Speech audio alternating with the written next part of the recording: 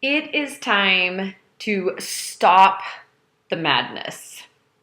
So, what if I told you that electronics are addictive? First off, would you believe me? But actually, the real question is would you like to do something about it? So, the video this week is inspired by one of our tasks in our Healthy Holidays challenge. And the challenge was to eat one meal a day at the dinner table without electronics. No TV, no cell phone, no tablets, music, or anything similar. No electronics whatsoever. Did you do it? Or would you be able to do it?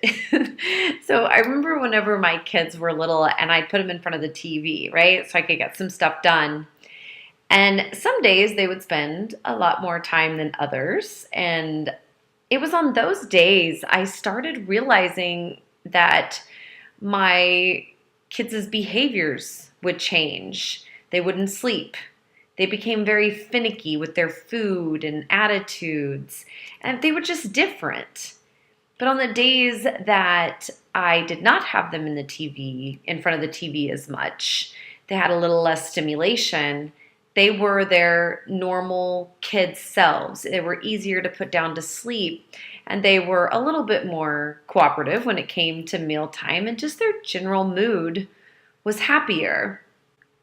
And so last year I read this study where they took college kids and they, lined them up on a table and they hooked them all up. Blood pressure cuff and heart rate monitors and just all sorts of stuff.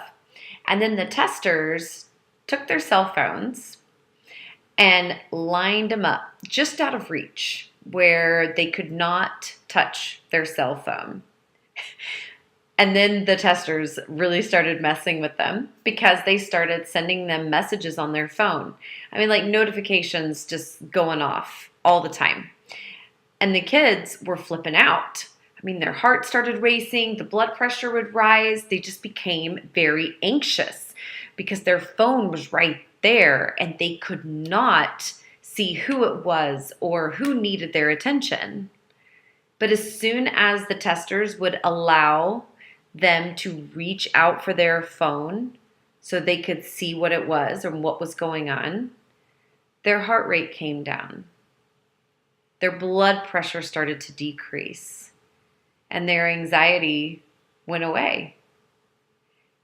Now, before you blame it on the younger generation, I think most of us are just as guilty. So I know I hate the idea of technology having me all wound up. This week has been difficult for me putting my phone and my computer away. I mean, it's Thanksgiving week and I have a lot of stuff to get done, right? That's what we do. We rationalize it. So when I do step away, I feel that pull, like I'm supposed to be doing something or responding to somewhere or just some type of distraction to pull me away. What I really hate is how it disassociates me from my life. I mean, how many times do you look at your phone when there's a conversation that you don't want to engage in? Guilty. Now, I, for one, want to be present in my life. And no matter how difficult, boring, sad, happy, annoying, whatever is going on in my life, maybe I want to be a part of it. So this challenge has been great to remind me how important it is to choose my life and my family. So here are 3 little tips just to kind of get you started to stop the madness. So first step, start small.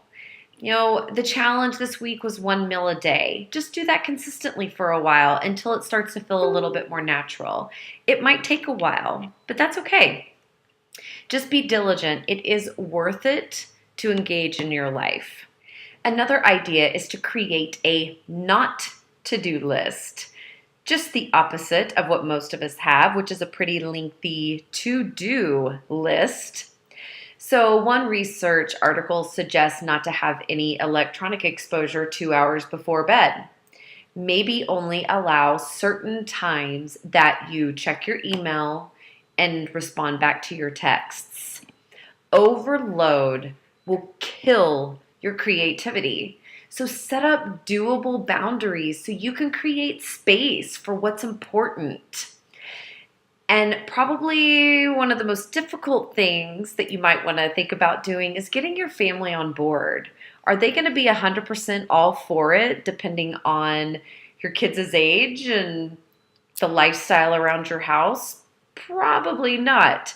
But like learning to eat vegetables, they'll get over it and will get used to it if you're consistent.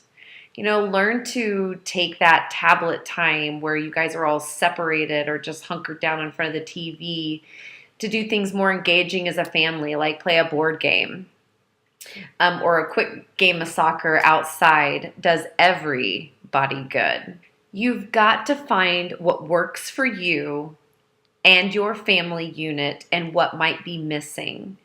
I hope this first challenge was very beneficial and thought-provoking for you this week. If so, please comment below and let us know your experiences. If you are not a part of the Healthy Holidays Challenge, I have decided to leave it open. Get registered and just start wherever we are at. So I will plan on seeing you inside the private Facebook page of the Healthy Holidays Challenge as we ring in the new year a more healthy and present self. Now go. Get away from your computer.